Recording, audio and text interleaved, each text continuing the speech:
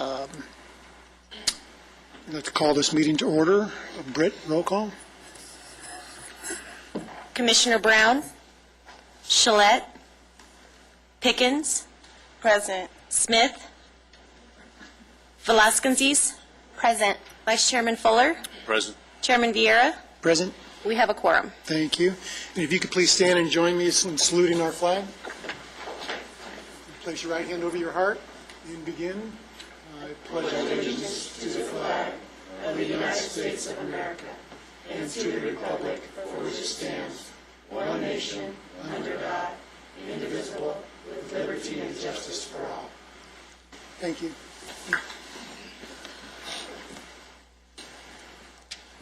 I'd like to start off by welcoming our newest commissioner, and I think my biggest test of the day is to pronounce his name correctly, but a warm welcome to Christy Valenciano. Is that correct? Thank you. Okay, thank you, and glad to have you on board. So again, warm welcome. It's an honor. Thank you.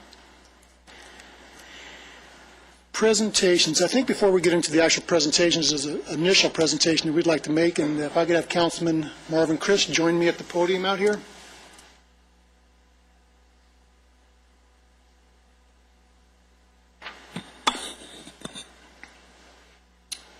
Steve, could you join us? On behalf of the City of Lancaster, I'd like to thank you for all you've done. You've really helped the City of Lancaster, and you've helped lower our crime rates. You've helped make a great city become better. And we really would like to thank you. Thank you and so much. you are leaving us, Yes. and you're going to explain why. It's actually be a shorter commute for me, and I am now assigned to the Baldwin Park area. Well, I would like to present you with this plaque in recognition and appreciation of your services for the citizens of Lancaster and Mayor R.X. Parris. So thank you very much. Thank you so much, sir. Let's get a picture.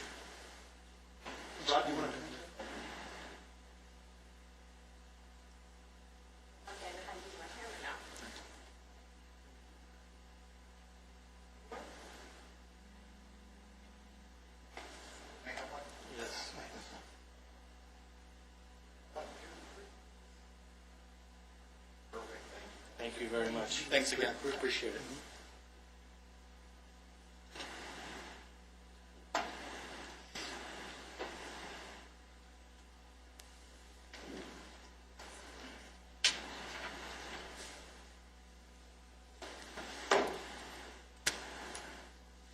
Okay, we'll go ahead and move into our next presentation, law enforcement and mental health, with Lieutenant Kreger and Judy Cooperberg.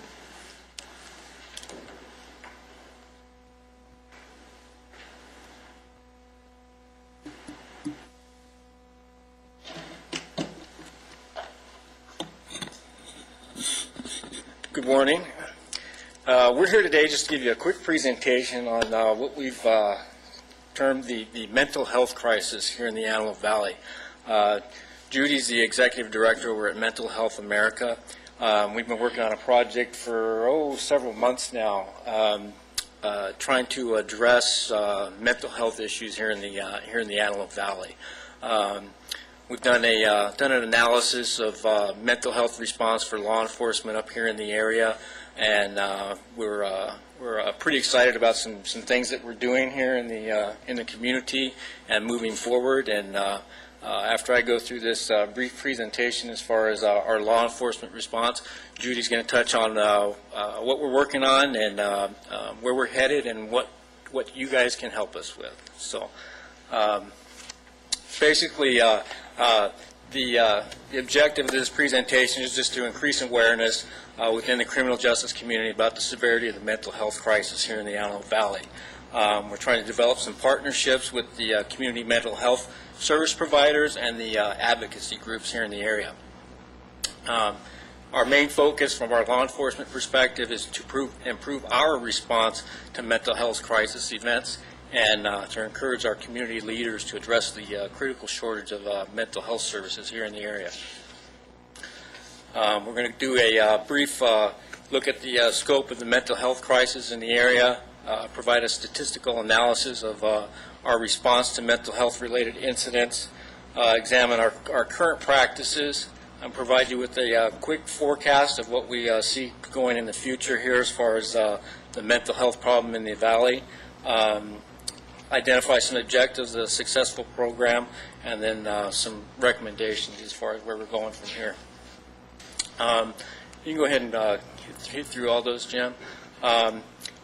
Pretty significant throughout the U.S., a pretty large population that people that have been diagnosed with mental health disorders. Our area is no exception. One of the big areas is the homeless population.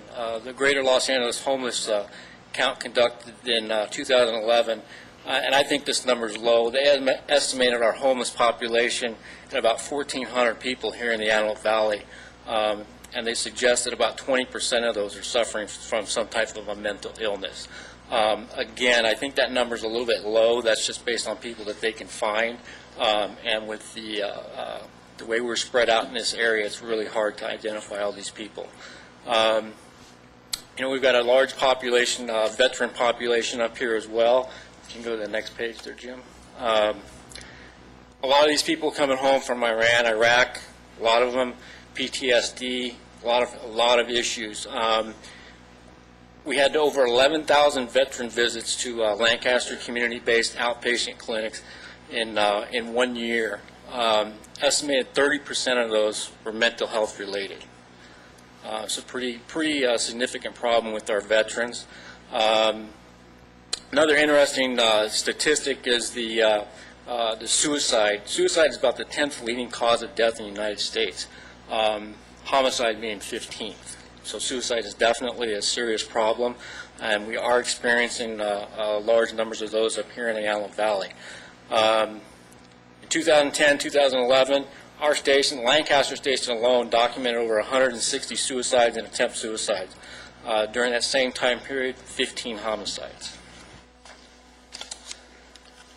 We go to the next page here. These are documented suicides, attempt suicides, and what we call alleged mentally ill.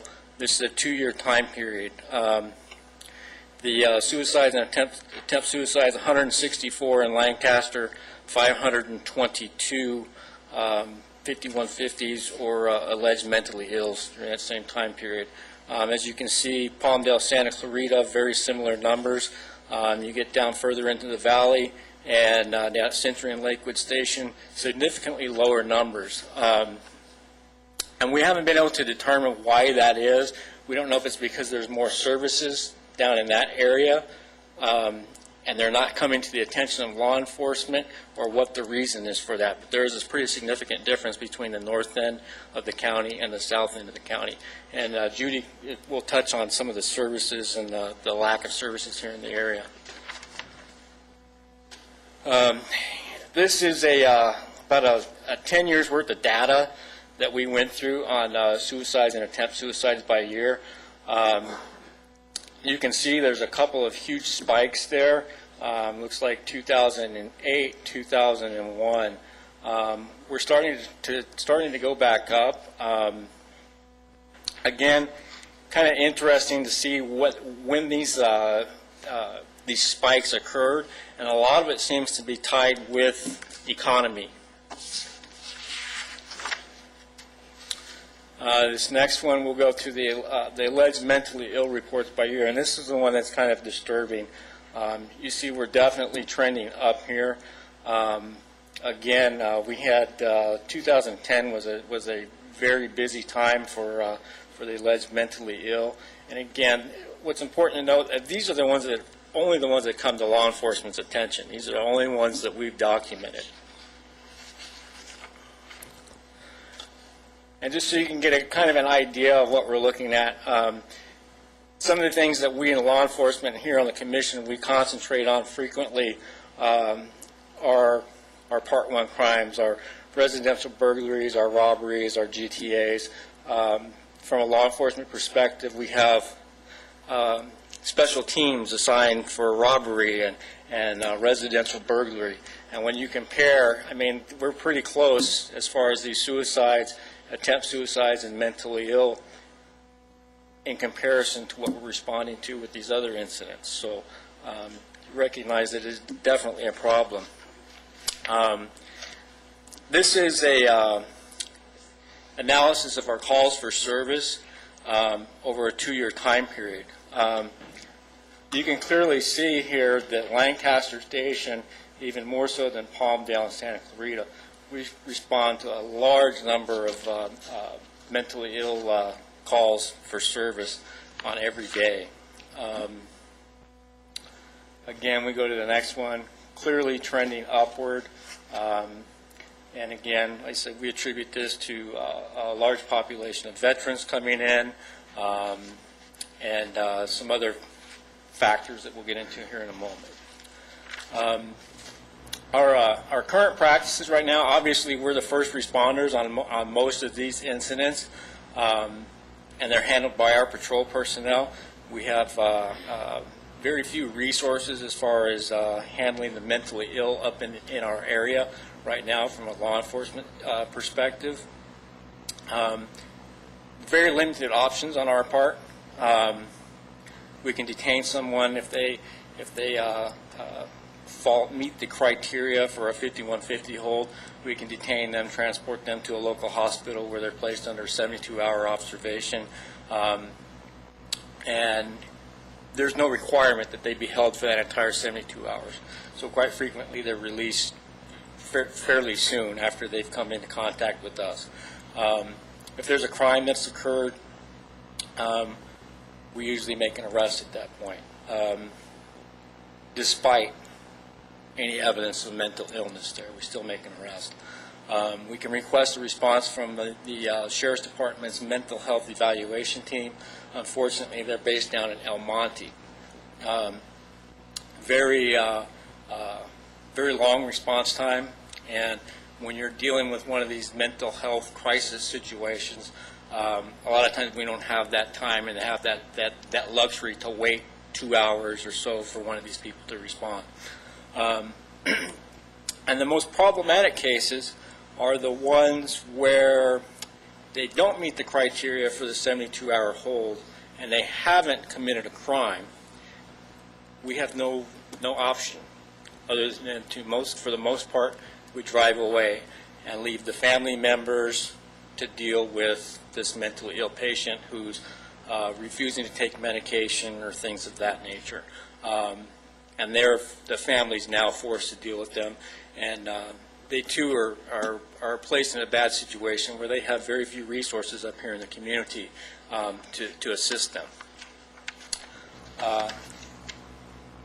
Some of the things that are impacting us and why we're seeing these calls go up. AB 109, everybody's familiar with AB 109 and the prison realignment. A lot of these people are coming out of prison. They're sending a lot of the low-level offenders. A large percentage of these have mental health problems.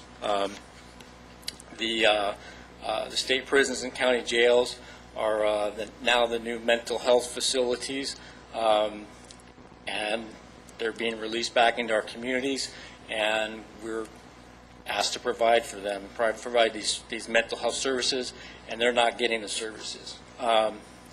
We've got a large number of troops returning that have returned from Iraq and Iran. Again, a number of these PTSD problems,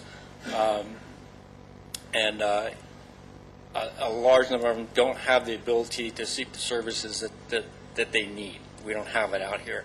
And again, lastly, economy affects this. People in financial with financial problems are experiencing depression, mental illness, and those types of things. In order for us to respond to this, we really need to meet the needs of the people with mental illness or these individuals in crisis. We need to provide the families of those suffering from mental illness or experiencing a crisis with the necessary resources. We'd like to reduce the number of mental ill people that are incarcerated. That's not where they need to be, is in the jail facilities. We need to reduce our number of responses to people with mental health related calls, reduce the number of suicides and attempt suicides, reduce the frequency of force incidents with with mentally ill persons, and of course maintain community safety. You break all these numbers down, and we're responding to about 2.6 mental health related calls per day. Between 2000 and 2011, documented an average of 94.7 suicides or attempt suicides per year. The calls for service relating to mental health issues, obviously on the rise. They're definitely increasing. We're currently right now, and Judy's going to touch on this here in a minute, we're currently right now working to improve the training for our personnel to respond to these situations. And we're also trying to increase our collaboration with the advocacy groups and the mental health community. Judy's going to hit the need for the services up here in the area, and let you know what we need from you guys. So, Judy, come on up and do your thing. Okay, good morning. I put it on short level here. I'm the executive director, as Kent said, of Mental Health America in the Antelope Valley. And, you know, when you're dealing with mental health issues in a community, there's actually a continuum that you need to address, from the point that someone's dealing with a situational depression or extreme anxiety because of loss of job or housing. And, you know, we know what happened with the housing market, which really resulted in a huge increase in homelessness in families in the last couple of years. We don't have an entryway for people who are having those initial emotional problems. We do not have any community mental health services in terms of a community mental health center. Remember, we used to have those in the 70s and early 80s when people can go and get low-cost counseling. There's no such service here in the Antelope Valley. All of the money from the LA County Department of Mental Health is focused on people with severe and persistent mental illness. So you have to be pretty ill to get mental health services in our community and pretty much throughout LA County. The only adult mental health services in the Antelope Valley are the two LA County clinics, the Department of Mental Health clinics in Lancaster and Palmdale, and Mental Health America, which is here in Lancaster, and we have a small consumer-run program in Palmdale. So those services are focused, again, on people with severe and persistent mental illness. We do not have an AB 109 contract, so those people who are coming from the prisons and jails on AB 109 and are requiring mental health services, there are none in the Antelope Valley. But we are getting that influx of population. I believe the only 109 contract in the Antelope Valley is the Paving the Way Foundation, which is a small new program here in the Antelope Valley who is earnestly trying to address the issues of reentry. But again, there are no mental health services for the 109 folks. We know what the lack is in services. We know that as far as inpatient psychiatric, we have 6 to 12 beds at any given time at AV Hospital. And if you talk to anyone who's experienced Antelope Valley, and I'm not here to blast the hospital, but anyone who has experienced that, from being a patient there to a family member to an advocate to a friend, it is not a good place to be. It's very short term. If you have Medi-Cal, you're out within 3 days, no matter the severity and the instability of the illness. So the inpatient facility here is not significant and doesn't address the issues in the Antelope Valley. In that continuum, there is no urgent care, so there's no place for someone to go when they're in a psychiatric crisis. There are I believe six urgent cares throughout LA County. There is no plan in LA County to have an urgent care in the Antelope Valley. There is no MET team, mental evaluation team, in the Antelope Valley. The MET team is the team of a trained sheriff's deputy, specially trained in mental health intervention, and a Department of Mental Health clinician. That doesn't exist here. I believe there are 8 teams throughout LA County. We have 89 adult full-service partnership slots. Those are the intensive mental health services, as opposed to, for example, in Long Beach, there are 350. And those are for people who have the most severe illness, who are dealing with frequent hospitalizations and incarcerations and days of homelessness. Being that we have a poor hospital here, you can't really track the hospitalizations because it's not accessible. And so our allocation is given in a very unfair manner. I was appointed to the LA County Mental Health Commission by Supervisor Antonovich about a year and a half ago. And for those who know me, I'm kind of the nudge of mental health. And so I've been complaining on the commission because they've never had anyone from the Antelope Valley on the commission before. So I took it as my duty to talk about the Antelope Valley and the lack of services and the gaps in services and how we really feel ignored by LA County. And they were getting kind of sick of it until in this last December, you may have seen this or heard about it, we actually got the LA County Mental Health Commission to come to the Antelope Valley. And we had about 200 people show up to that commission meeting. And that is the largest group of people they'd ever had at a commission meeting. And they were shocked. I didn't have to say another word. The district chief for Department of Mental Health didn't have to say a word. The community spoke for us. It was very, very significant and impactful. And the commissioner said, "We didn't believe you before, but now we do." Lieutenant Krager spoke. We had a number of people speaking who are in this room, and they were very eloquent and had a tremendous impact on the commission. As a result of that, tomorrow I'll be presenting a motion to the commission on 5 areas of unmet needs in the Antelope Valley, including creating an urgent care center, having a designated MET team, increasing intensive mental health services in the Antelope Valley, increasing recruitment of psychiatry in the Antelope Valley. And off the top of my head, I can't remember the 5th one. Do you remember the 5th one? Okay. But we want to improve the situation here. Also, as a result of identifying these unmet needs, last month we formed the Law Enforcement Mental Health Training Task Force. Yesterday, we had our 2nd meeting. Our goal, as Lieutenant Krager said, is to train every law enforcement officer in the Antelope Valley on mental health interventions. So we have the head trainer from the MET in LA who's agreed to do the training. We have a little bit of a roadblock in getting consent from the department, from the Sheriff's Department, and a blessing from the LA County Department of Mental Health. So what we're doing is we're doing a letters of support drive. We're hoping that this commission would be willing to do a letter.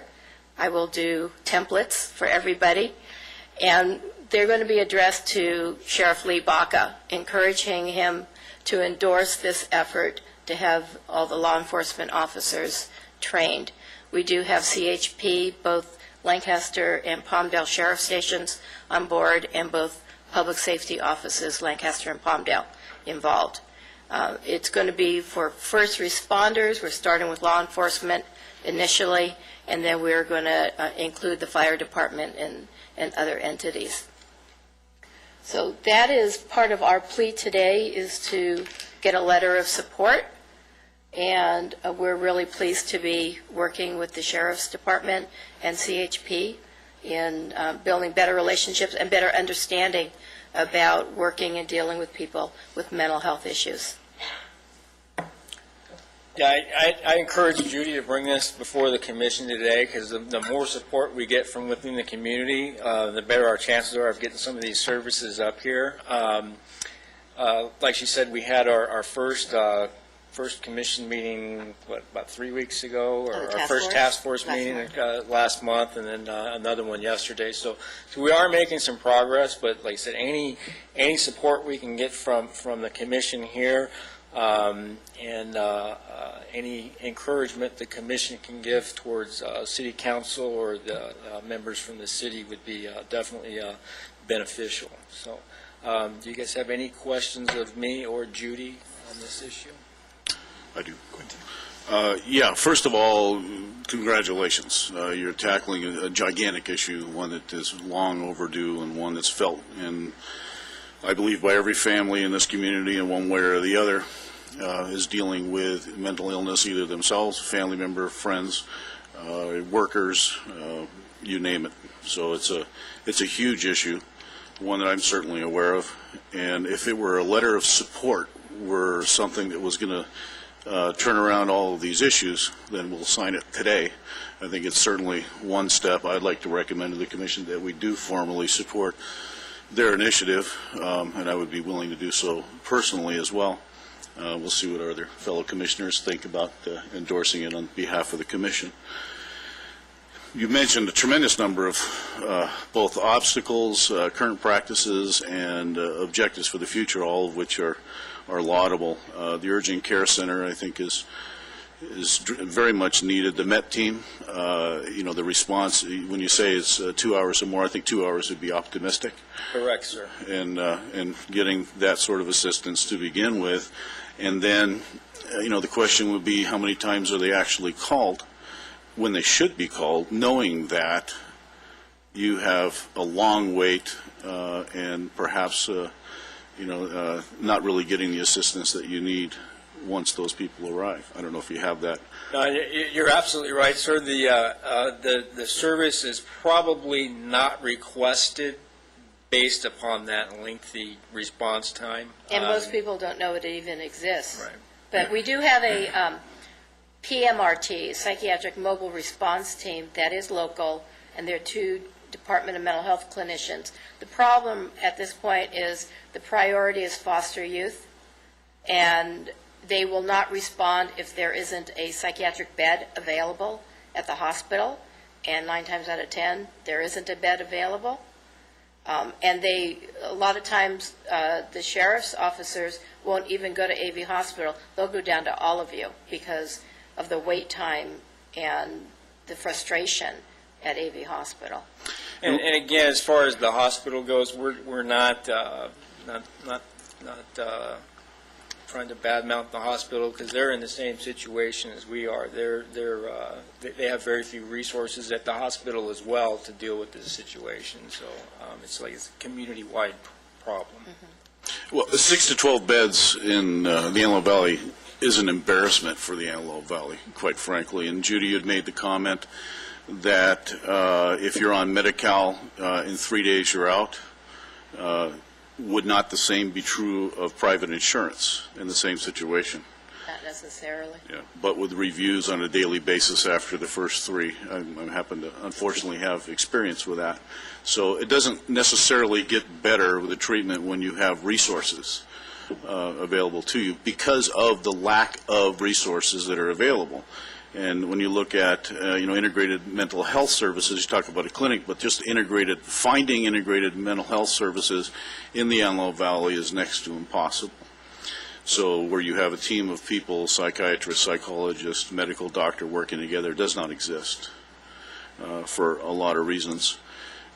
Focus on training of deputies, I think, is outstanding. Unfortunately, once they're trained, if you don't have the resources behind them, you're going to have a lot of trained, frustrated deputies, I believe, because then they'll know better what needs to be done, but unable to find the resources to be able to accommodate what should be done in those cases.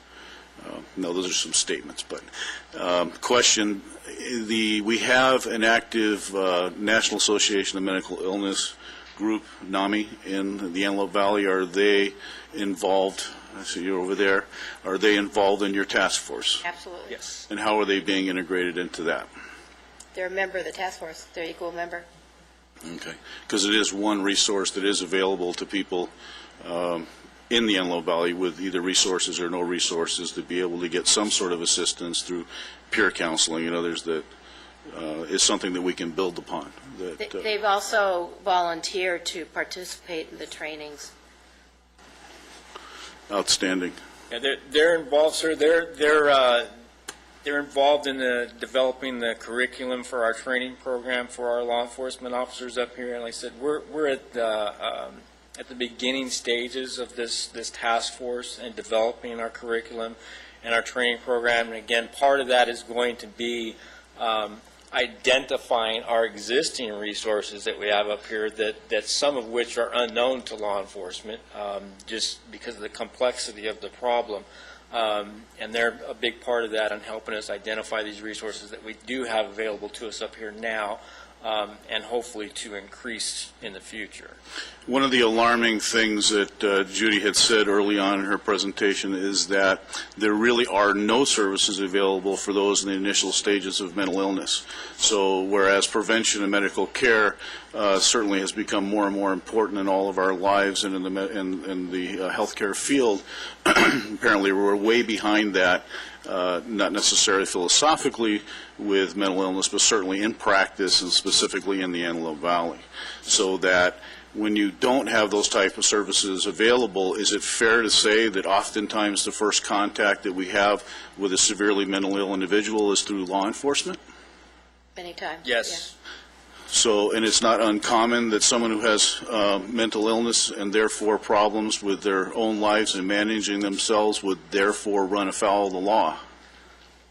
Oh, you're absolutely correct. And it's proven out in your statistics. Yes. So anything that we can do to build that sort of a first line of defense, if we're looking at cost-benefit, right, and the enormous costs that are associated with incarceration, and the legal system, and to get people out of that by providing them the assistance that they need as mental illness develops in its initial stages, it seems to me might be the most cost-effective way of addressing those issues and actually helping those populations, and in addition to their families and the workforce in general. Absolutely. Yes. Can I throw something out, too, for the Commission's thought? You know, we have some flexibility within our JAG grants that we have existing, and that we can certainly look at for as far as the training aspect for the sheriff's deputies. Okay, but we just need to know what kind of costs we're talking about. And Jim, who manages that with the Department of Justice, we can certainly make the application for their consideration for a transition on some of that grant fund. So maybe we can find a source there.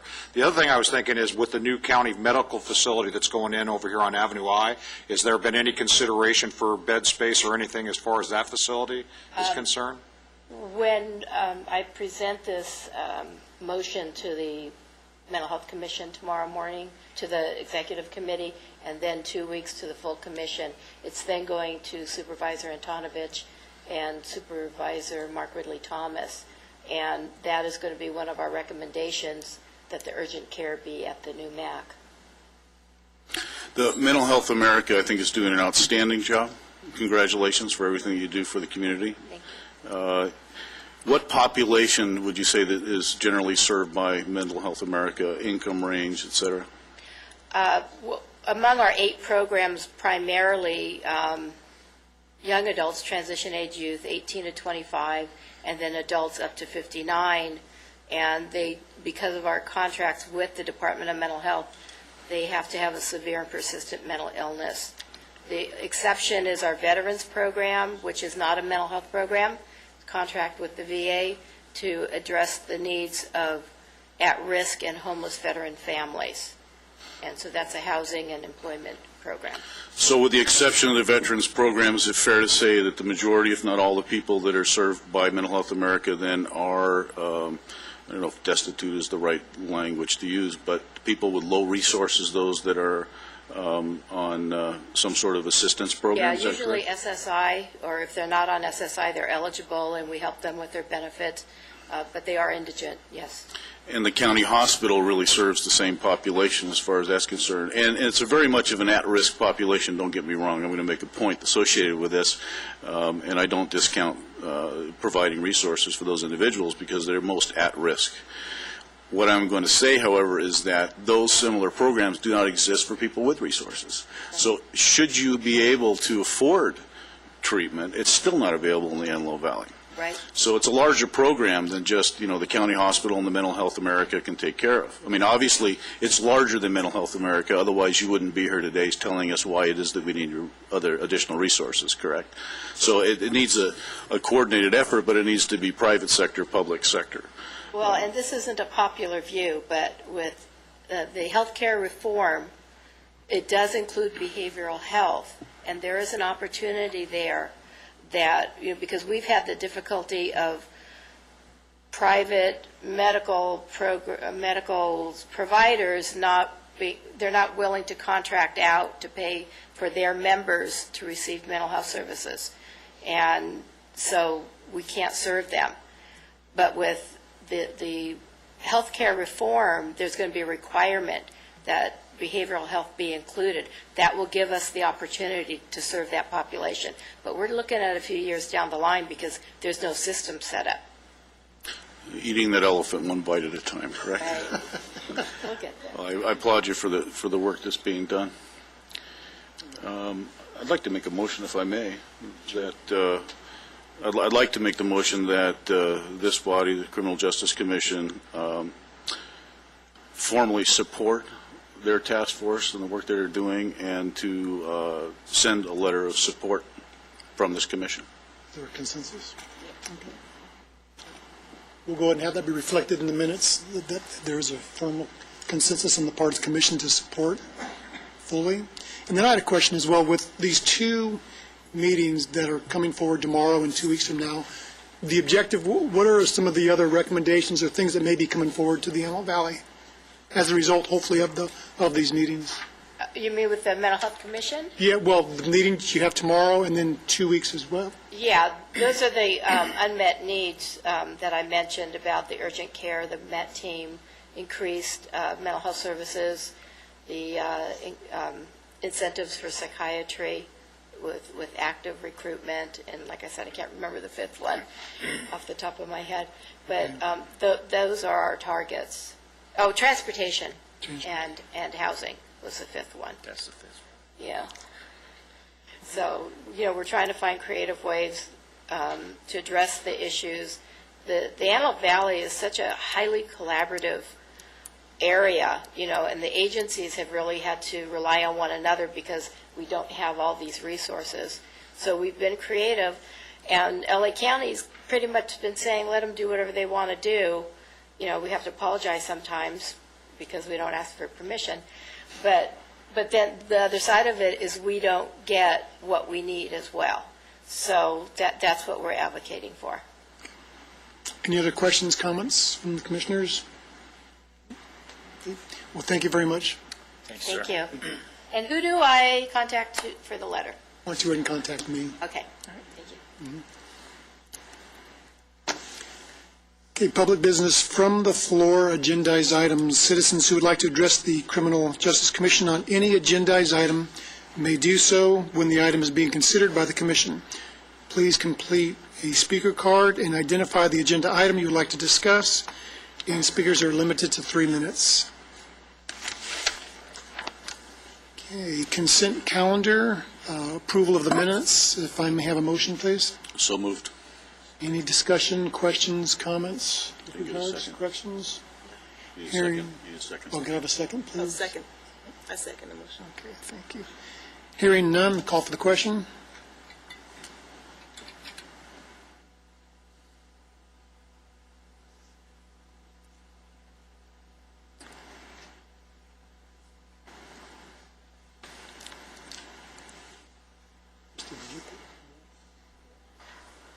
She voted abstain. All right. New business. We're going to go ahead and move to our commission staff presentations, updates, and reports with item number 1, and then come back to new business. Jim, you good with that? Yes, thank you, Chairman Vieira. Okay, this measurement period goes February 3rd to March 2nd, 2013. We had some really good weeks during this time period. we can see 2 of our weeks were down in the 50s for Part 1 crimes. That's as opposed to some of the recent months where we've had crime frequency, or excuse me, Part 1 frequencies that were a little bit higher than that. We can see the arrests look good down here, or down in the violent crime arrests, property crime arrests, and total arrests. They're right about where they should be. These are the good numbers here. As we take a look, last month I came in and reported that we had a weekly average of 77.6, a weekly median of 80.0. This month it dropped to a weekly average of 59.75 and a weekly median of 59.5. So that's outstanding. Take a look at the most active reporting districts. Again, if you compared this month's report to last month's report, you could see that even the Part 1 frequencies by reporting district are quite a bit lower than what they were last month. 1127 led the way with 34. Again, 1127 is the area over around Valley Central Way and a little further west than there. 1137 with 30, 1126 with 29, 1135 with 23, and 1121 with 22. Let me just show you real quickly how that lays out spatially on the map. This is the 1127. You can see the highest density is right here along Valley Central Way with the commercial establishments that are over there roughly from just north of Lancaster Boulevard down to Avenue J. Everything else is pretty spread out and pretty sporadic for that particular time period. So we take a look at 1137, roughly J down to L, Challenger Way over to 40th Street East. You can see the highest density area comes up around the commercial establishments up around 20th Street East and Avenue J, and then it kind of meanders. The density meanders down along a line over towards Challenger Way, and then we pick up a slight increase in density over just a little bit west of 30th Street East.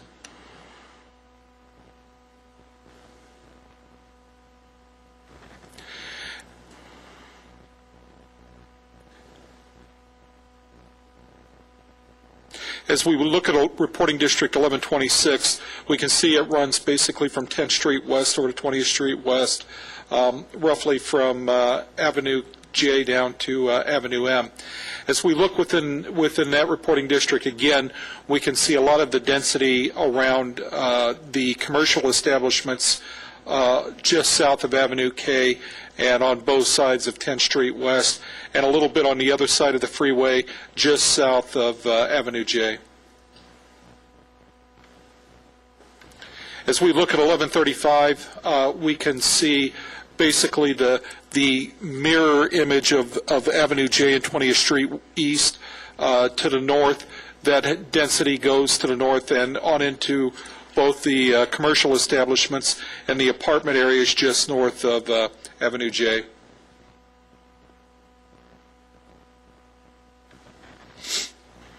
And finally, 1121, basically Avenue H to Avenue I, Sierra Highway over to 20th Street West.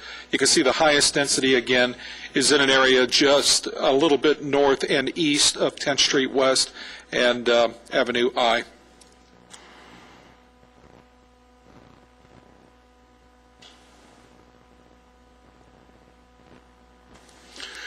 As we look at residence burglaries, the three top districts for reporting districts for residential burglary during this reporting period were 1136 with 8, 1127 with 6, and or 1121 with 5. Larcenies involving vehicles, 1137 led the way with 6, 1131 with 5, and then 1121, 27, 32, 35, and 92 with 4 each, respectively. So what's happening with our 52-week trends? Again, as you look at this particular graph, the most recent week is on the right, the most distant week is on the left. Again, it's looking back 52 weeks.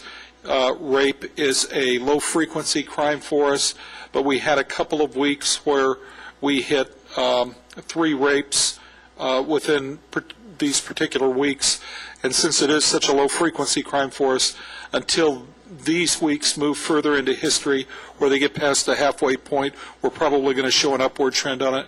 But you can see in the most recent weeks, we've either been between 1 and 2 per week. As we look at robbery, we can see a little bit of an uptick in robbery. We are a little bit above the baseline for robbery. We average 5.95 robberies per week in Lancaster. You can see that we had a few weeks that we were up a little bit above 10, and that's really what is driving this number right now to where it looks like the trend is going up.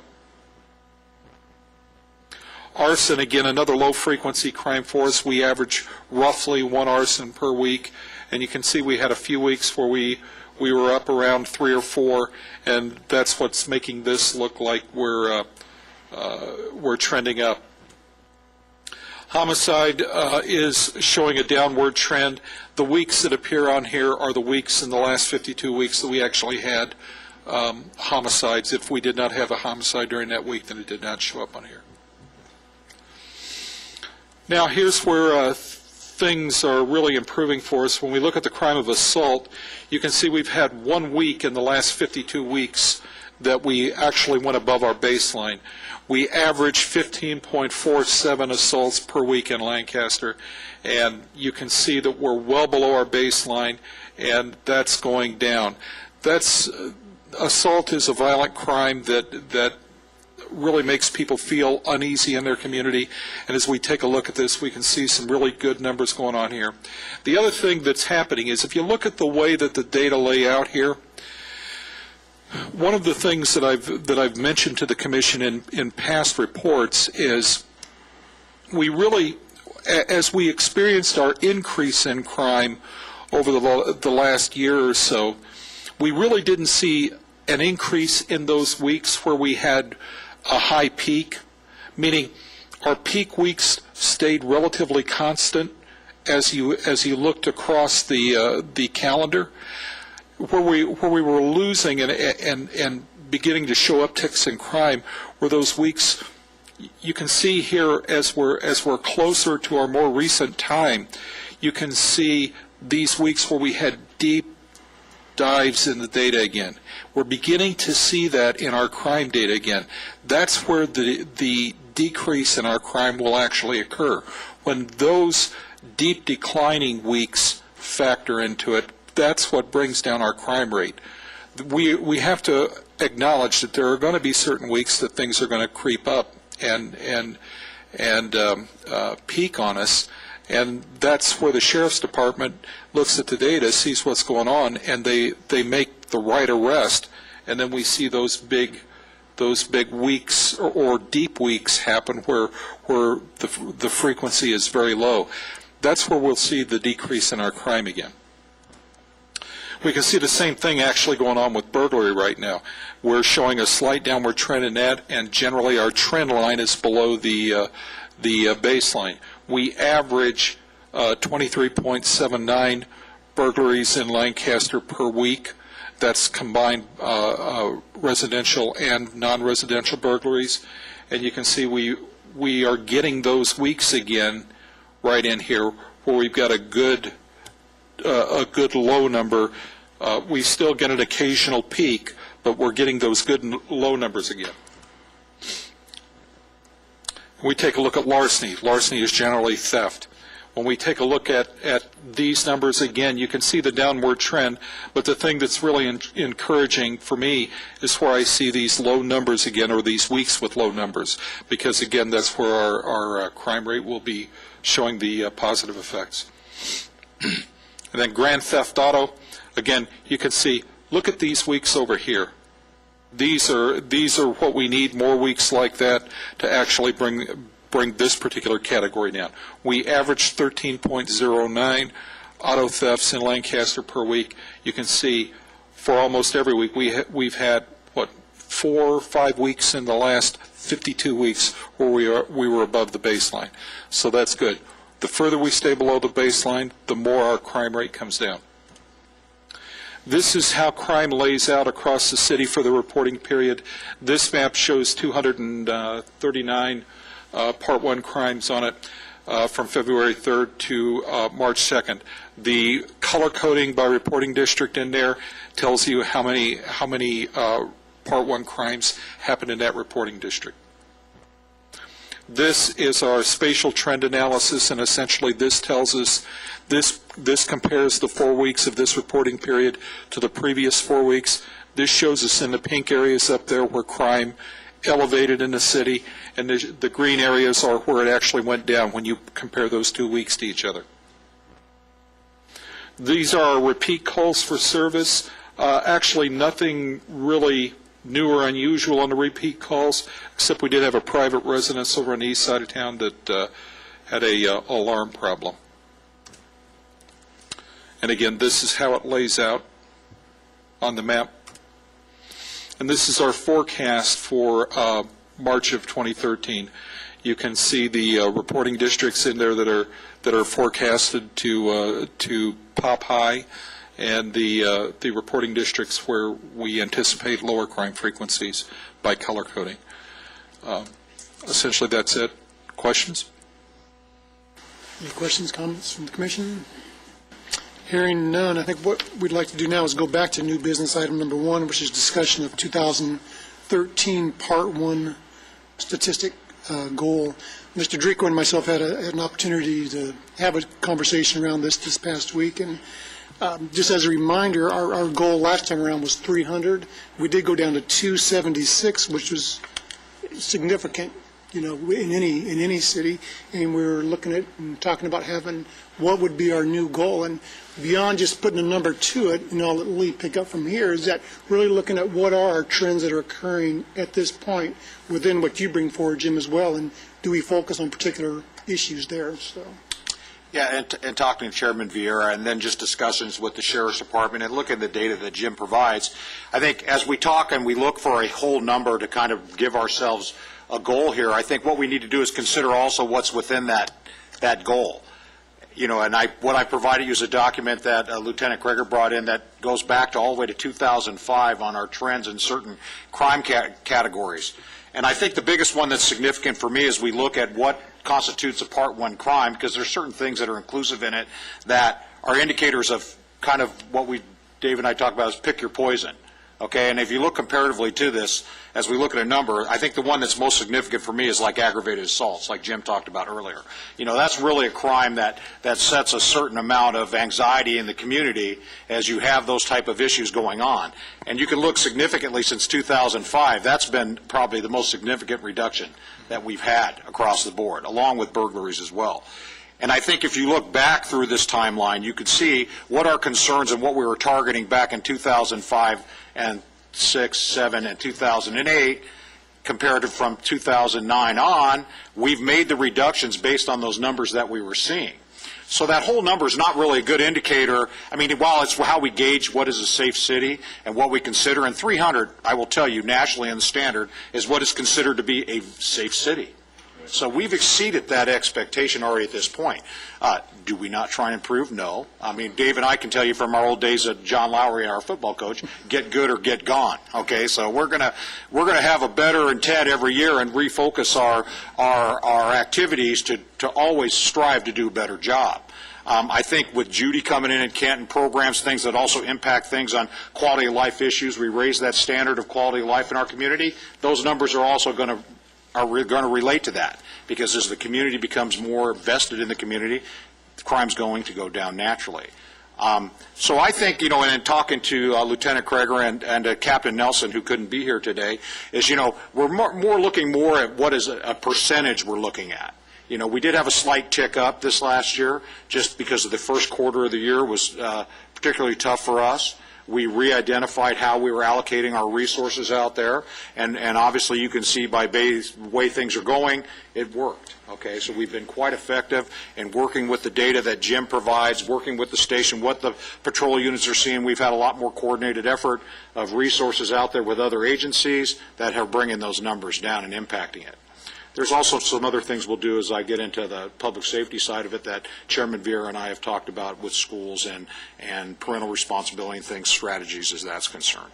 So I think we're kind of like, okay, we're going to throw out a number here, right? And for Kent and I and for all of the DA and the law enforcement folks here is, we're going to hold our feet to the fire if we don't get to that goal. So I think it's important as we think about what that number should be, we also need to look inside what that number represents. I will tell you all day long that if I have my choice between aggravated assaults and larcenies, I'm going to pick larcenies.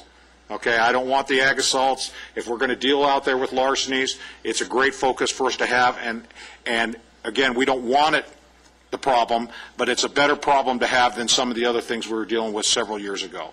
Okay, I think with the supportive council that we have, our mayor's position on crime, this commission's position on crime, the idea of the commissions all collectively working together throughout the community and having that voice is having a positive impact on things. So it's totally up to you what you want to set that number at. I think, we discussed a number. Kent, I'd probably like Kent to elaborate on this somewhat too, what their consideration and what's a realistic goal based on resources and things that we have now. I will tell you, we are still, this city has been committed to public safety for several years now.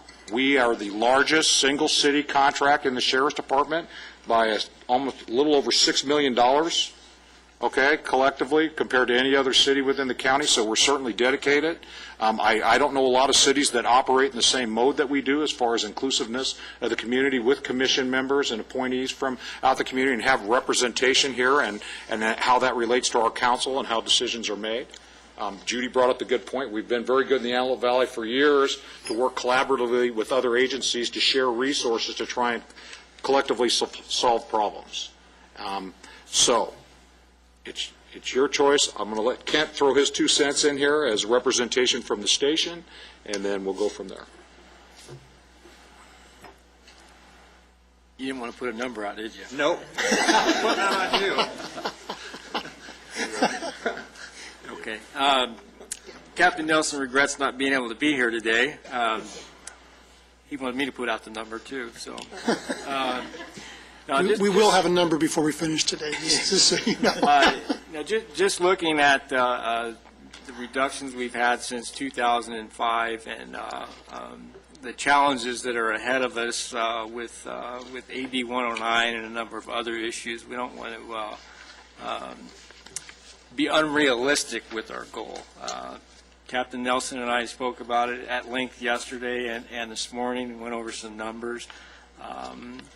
And we were around the 5% range is what we were looking at, which we think would be a realistic goal with the challenges we have ahead of us for this year. When you look at our changes from 2005 forward, we had a couple of years where we were double-digit decreases, 11%, 21% from 2008 to 2009, some pretty significant increases.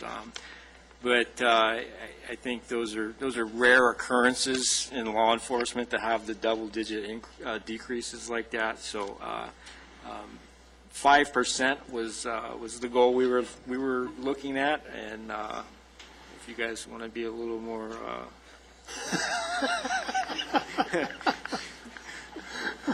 we'll discuss that. So. Nothing like a challenge, right? I think that perhaps for those who are unfamiliar with what it is we're talking about, we might get a little bit of background on, and Lee had touched upon it, and correct me if I'm wrong, but my understanding is that the FBI designation of a safe city is 300 Part 1 crimes or less per 10,000 population. So when we're talking about this number, that's what we're talking about. We're talking about 10,000 residents, number of crimes, Part 1 crimes, which are your serious felonies, right? And so if you're unfamiliar with that, that's what it is. And Lancaster has not always enjoyed that status of being a safe city. In fact, if I'm not mistaken, 2006, we were like 420 Part 1 crimes per 10,000 citizens in that area, which is 120 more than 300, so substantially worse than that. And so on the one hand, it certainly is a pleasure and an honor to be sitting here today and talking about how much lower do we want to go, since that we are well below what would be considered a safe city designation. And I think that our primary concern would be to maintain that safe city designation, but the goal has got to be to go much lower than that and to keep that downward trend. So, I don't know, are you looking for a number, or are you? Yeah, I think that we're looking for a number. I think that's, it's one that would bring direct focus. We had, the number last year was 300. We exceeded that. 250 is a nice round number. And I think that if you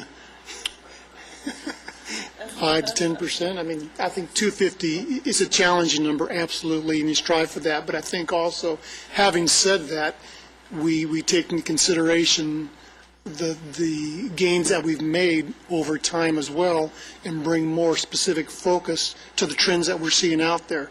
And the hope, of course, would be that as we strive to do that, as a byproduct of the work that we're doing, may result in that 250 number.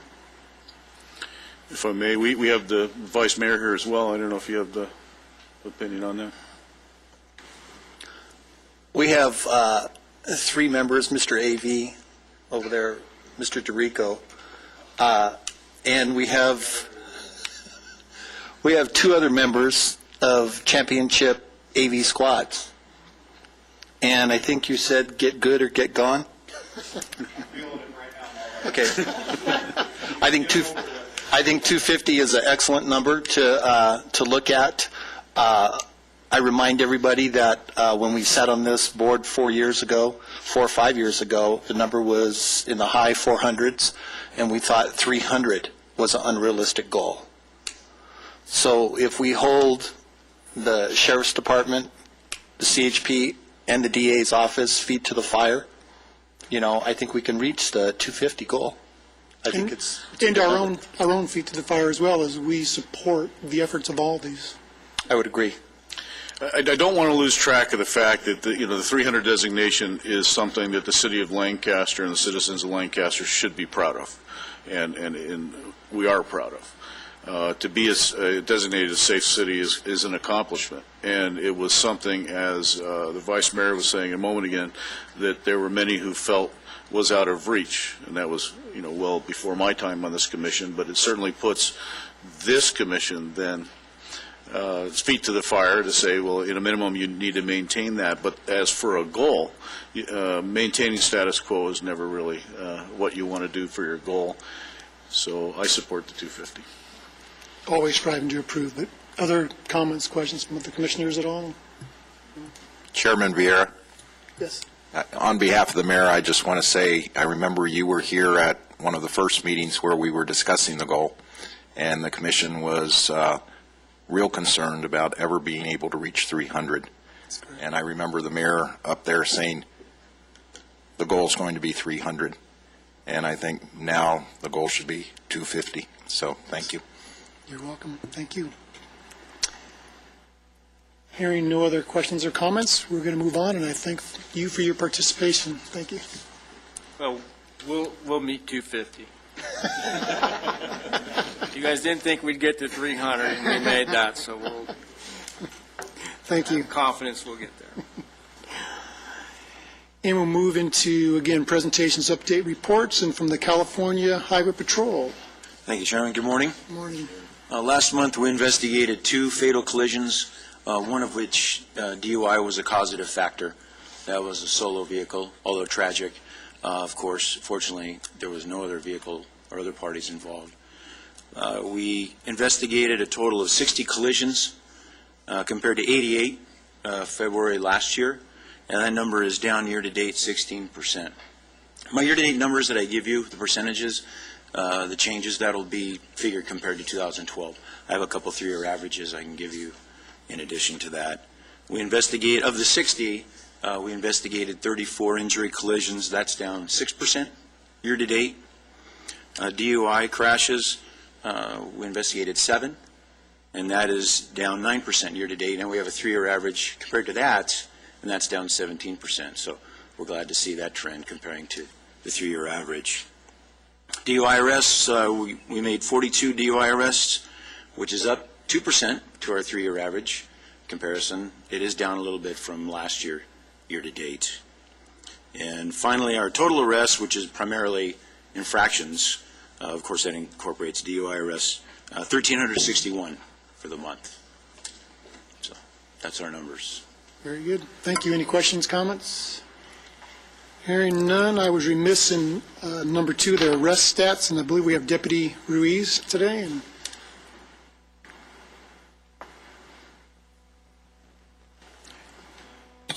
yes, thank you, Chairman, ladies and gentlemen of the Commission, honored guest. I have the luxury of sharing statistics with you on our way to 250.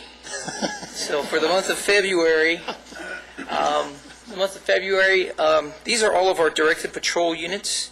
Primarily, I'm going to start with our target orientating policing and our community orientated response enforcement team. We had, for Part 1 crimes, they had 3 arrests. For Part 2 crimes, 44. And then parolees that were arrested were 13 in addition to, so a total of 66 arrests. In comparison of 12 months of January 2012 to 2013, we had a decrease of 54%. And then in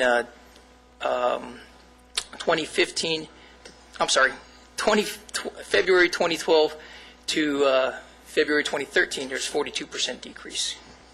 One significant event that the core team had also done, thank you, is Most Wanted Taggers. We had 3 of those were juveniles. Of those 4, we had Mr. Angel Varela, male Hispanic, 18. His moniker was Abyss. He was on, all 4 of these were on the top 10 from the previous month of January. So we have 6 more that we are still trying to apprehend, and I'm pretty confident we will. Those monikers were the monikers that were vandalized and graffitied and tagged throughout various areas of the city. Thank you, sir. And then our burglary suppression team, they were successful in 14 felony arrests. They conducted 3 search warrants. Additional warrant arrests were 2. Ramey warrants of 10, which we're confident they will make arrest off those 10. For the month of February, they had approximate $4,200 of recovered property and 2 firearms. That picture right there is significant of one specific warrant that they had where $3,000 of stolen property was recovered in the middle of the month, and 2 suspects were arrested in that incident.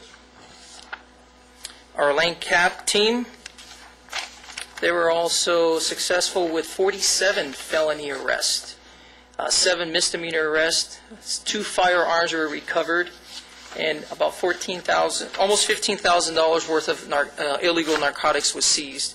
That handgun on the lower side right there, that was actually a shotgun that was recovered from a response from the Lane Cap team to a stolen vehicle call.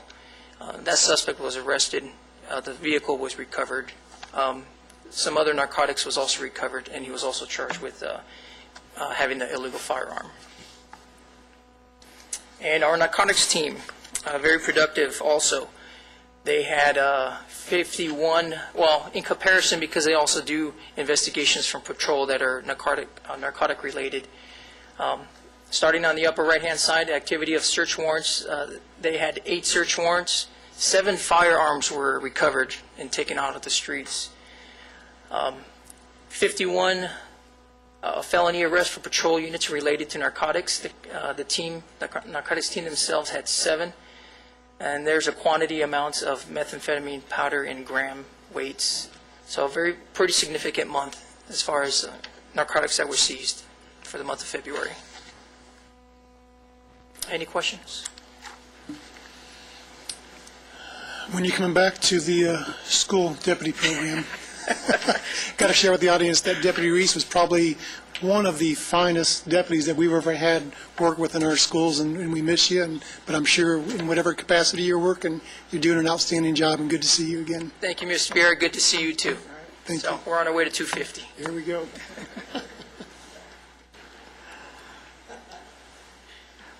District Attorney update. Welcome. My name is Darren Levine. This is my first time attending, so it's an honor to be here. I don't have statistics for everyone on this particular visit, but I would like to make a few comments on some of the things that we're doing in the District Attorney's office. Recently, we've met with the command staff from the Highway Patrol and Lancaster Sheriff's Department, and have been visited by the Assistant District Attorney, William Hodgman, who's in charge of all of line operations, and every bureau director in the DA's office has come out to take a look at the Antelope Valley. I've been in the office for about 23 years, mostly in special operations units in the DA's office, and I'm used to the finest quality police work because what I did was prosecute cop killers for 13 years. So I got to work with the best of the best from Sheriff's Homicide Bureau and LAPD-RHD and others.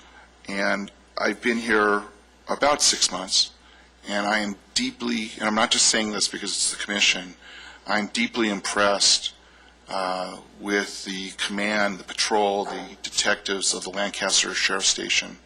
I am also impressed with the Palmdale Sheriff's Station as well, and that's important to this community. The Highway Patrol has been amazing. Their investigations of all the serious Watson-type murder cases, vehicular manslaughter cases, the support they give us in the District Attorney's office has been phenomenal. One of my first goals here was to deal and create the first formal early disposition program at the courthouse. I believe Mr. Sherwood, who was here at the last meeting, may have touched on this a little bit. What we are seeing as the backlog of cases in the courthouse is dropping.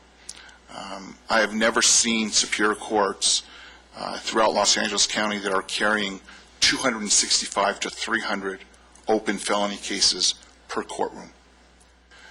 To give you an idea, I came from Van Nuys Court, where the average of those courtrooms is at around 60. So it is a very, very busy place. The idea behind the early disposition program is to put us in a better position and to give us more leverage on the cases that will ultimately be resolved by a plea. For instance, every Monday and Tuesday, it just happens to be that way, in our master calendar court, when our felony crimes are going out for trial, we will have anywhere from 21 to 25 cases that are set to go.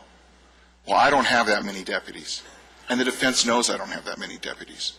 And at that point, our leverage in terms of negotiating a disposition, we have no leverage. What we have done is we've gotten the Sheriff's Department involved, LA County Probation, LA County Superior Court, the Superior Court, and the Public Defender's Office, the alternate Public Defender's Office, and the DA's office. And on 5 days after an arraignment of a defendant, they have a chance to appear in front of this early disposition program. We have a probation report in hand, Sheriff's Department transports the defendant out, and we have specifically assigned a very seasoned, excellent deputy DA to be our early disposition deputy. A defendant is told at that time they will get their best offer that day, and they will never again get that offer. We have tremendous leverage in the beginning. We do not have leverage in the end. What we are seeing is we're resolving more cases than we have before, significantly so, roughly about 12% so far more, which is significant. And we are getting higher state prison commitments and other sentences than we would have gotten had we waited to the day that it would have gone out for trial months, a year later. So our resources can be better spent on some of these serious crimes. I love the idea of 250. It's only my first meeting. But I will tell you that some of the observations that I have with regard to the crime here is that it does take, there is a lag time for a program similar to AB 109 and to when people who tend to commit crimes in the community catch on. And what we are seeing is that they realize they are getting out fast. And where law enforcement and the district attorney's office relies heavily on people that cooperate with us in terms of getting to more and more criminals and getting those criminals off the street, they have no incentive now to cooperate with us because they know they will be like a revolving door out of jail in no time. So individuals that would have cooperated to give us leads for cases are not inclined to do so anymore. And there is a punishment factor that if you punish people, they tend not to want to do the crimes they just committed. Well, the punishment element to a lot of these crimes has disappeared in effect, in all practical effect. And it's of great concern. I don't think that we're feeling it yet, but I'd love to reach that 250 number, and we'll do everything we can with our law enforcement partners and this commission to do that. But I do want to caution everyone that I think there are some issues that lie ahead in terms of AB 109 and the recidivist rate in this particular community and others. Last thing, Bob Baker is Jackie Lacey, D.A. Lacey's law enforcement liaison. He works directly with Chief Baca, with Sheriff Baca, and all the chiefs within the LA County area. He is very committed to this Antelope Valley and to Lancaster. He wants on a regular basis to be part of any kind of interface with this commission, and he would like also to have an ongoing relationship with our law enforcement partners in Palmdale, Lancaster, and with the CHP. Ms. Lacey also has said that it is a priority to her. So from our perspective, if there's anything we can do to get to that number 250, we will do everything and anything we can to get there. And from now on, I will be here with reports for you on our statistics, so that you can see what we're doing. Anyways, thank you for the opportunity. Well, again, welcome and appreciate your comments. Any questions, comments from the commissioners? Yeah, I got given our focus on mental health in our presentation at the beginning of the meeting, one of the things that we confirmed is that oftentimes the first contact with the severely mental ill is with the police, and it's because of an infraction, and they end up in the court system. What do you see as the role, or do you see a role of the district attorney's office then in helping to channeling those people into treatment programs for mentally ill rather than sending them to the jail or the prisons? I don't think it does anyone any good to send people into a jail setting, and when those people need mental help, mental illness, treatment for mental illness. And the problem is that from when I first started in this office, we had a lot of options where we could send people to get the help they needed. As you heard earlier, those options have virtually dried up. There's just not too many options. I will say this, that one point that came up here that I felt was the most significant of all the discussions were the MET teams. A lot of the shootings that I used to handle for the Sheriff's Department and the Los Angeles Police Department involved people who had severe mental illness that would get into high use of force encounters with law enforcement. And it may be their first, by the way, encounter with law enforcement. But because of delusions and lack of taking their medication and what have you, things escalated very rapidly into a use of force situation. The MET teams were able to be a part of the initial contact. When a family member would reach out to law enforcement would know to send these MET teams. If we could have a program up here like that, where you have a mental evaluation team that worked with law enforcement, that on an initial contact was there and present. We ask law enforcement to wear a lot of hats these days, but truly to have a MET team operating up in the Antelope Valley, I think, would go a long way to helping the problem. And then I do think there's a follow-up needed. For instance, people who commit violent crimes often do so because they're not taking their medication. Once we get them the treatment, or they're not on medication, once we get them the treatment they need, they're placed on medication. But after a while, they don't like to take their medication. They'll take it when they're supervised.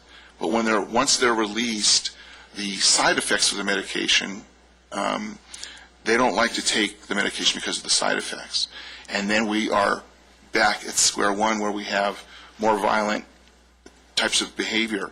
If we had the treatment here available where someone was encouraging them, supervising them to continue to take the medication, I think then we would be much better off. Those are my thoughts. I don't know if that really helps you. Yep, thank you. Thank you.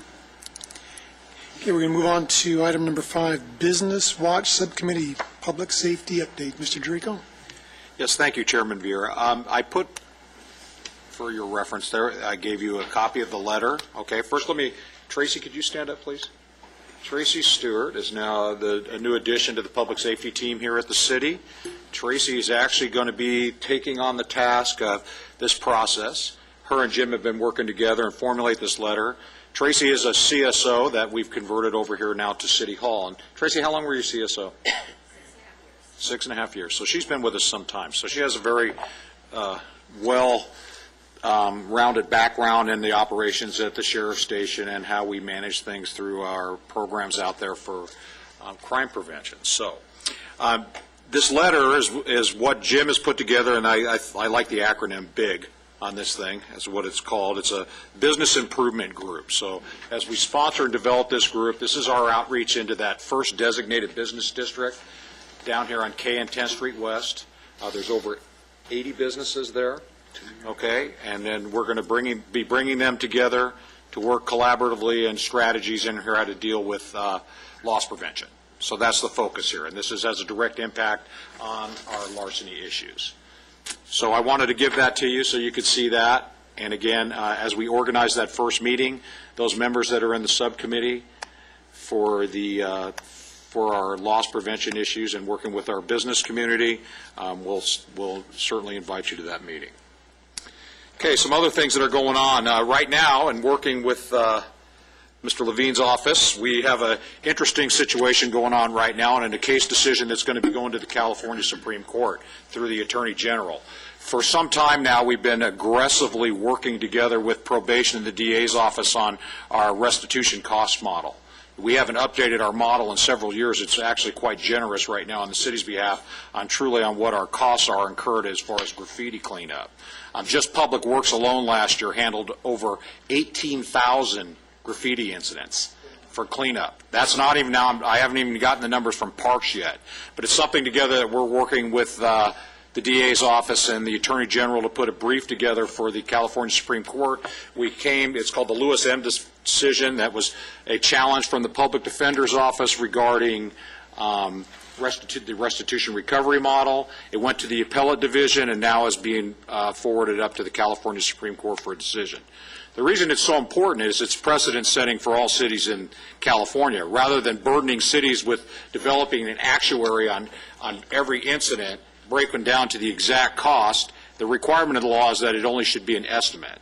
There's been a calculation model in process for over 20 years that was developed as more of a assistance to the court and the judicial officers being able to formulate what's a reasonable restitution amount to charge a defendant in a case. Especially in our cases, because the majority of the time, as the DA pointed out, they've already pled out and pled guilty to a certain number of incidents, and all we're doing is exercising our right as a community to recover that loss. Obviously, that constitutes into lots of money that's being spent in the community to clean up graffiti that we could use for lots of other programs. So we're aggressively taking a position on this, as is the DA and the Attorney General's office, on pursuing this, because we certainly don't want to set a situation in the state where cities are going to have to actually go and do a case actuary on every incident of graffiti. It's just a ridiculous process to have to go through. We view it more as an attempt somewhat on the other side of the house to dissuade us from seeking what the community is entitled to. So that's the stance we're taking on that. We actually have to have that put together and submit it by the 15th. So we're working diligently on that. Right now, what we're doing is also is with the expansion of discussion we've been having with the commission as it relates to more quality of life issues and through our administrative citation process, working with the city attorney to make more inclusive some items that we could handle more on an administrative level at the city, kind of in the same theme based on where it falls in the hierarchy of scale of severity in the community and how it impacts, developing a program within that, especially as it relates to the youth, because of more, as you know, Dr. Vieira, a lot of times it's a lack of parenting skills that lead to some of these issues, or a lack of supervision by the parents, or some of those things. So some alternative programs that mirrors what we're already doing in our community youth court to get these parents the skills they need and make them more accountable as far as managing these juveniles, especially graffiti. I mean, the numbers are ridiculous. Even though we've had a decrease, it's still significant, and the cost is overwhelming. We are conducting, as we talk about AB 109, we are deeply involved in the RFP process with the Department of Probation right now for the Day Reporting Center to have it here in Lancaster, since our city has, in our region, in Region 1, has the highest number of AB 109 reentry into our area. We think it's important, based on all the issues we've actually discussed today, in regards to that Day Reporting Center, that we want it here, so we can certainly have oversight over that issue and manage that, and working collectively with the Department of Probation. I can tell you they're 100% on board with us working through that RFP process, so they've been very supportive. They are getting a lot of pressure from the Board of Supervisors to get that program up and running, since they're about 15 months out on this program right now, so hopefully we're going to see some changes in the very near future on that. And again, we just continue to work on our Neighborhood Watch programs, improvement, our public awareness. We have been discussing with Captain Nelson on going into a large public campaign as it relates to larcenies. Okay, a lot of, Jim can tell you statistically, these are unnecessary type larceny, leaving cars unlocked, leaving items outside, open garages, those type of things that I think we can have a significant impact in the community just by better awareness. So we're going to really promote that over the next several months out in the community. So that's about where we're at right now. Yeah, if I may, with all that said, it sounds like the 250 is no brainer. We should maybe go to 180. I think something like that.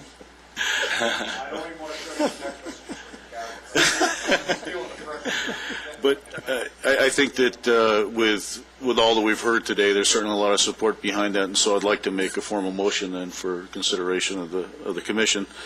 And I'm moving that the goal of the Criminal Justice Commission for the year 2013, with the assistance of law enforcement, District Attorney's Office, and the City of Lancaster, is to reduce Part 1 crimes to 250 or below per 10,000 residents in the City of Lancaster. Second. Any discussion? No. Hearing none, call for the question.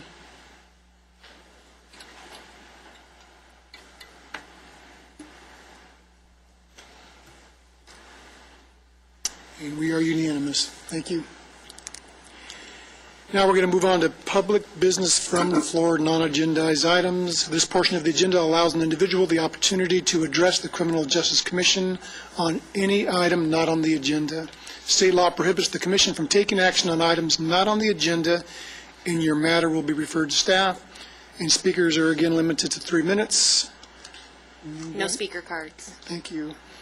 And any closing comments from commissioners?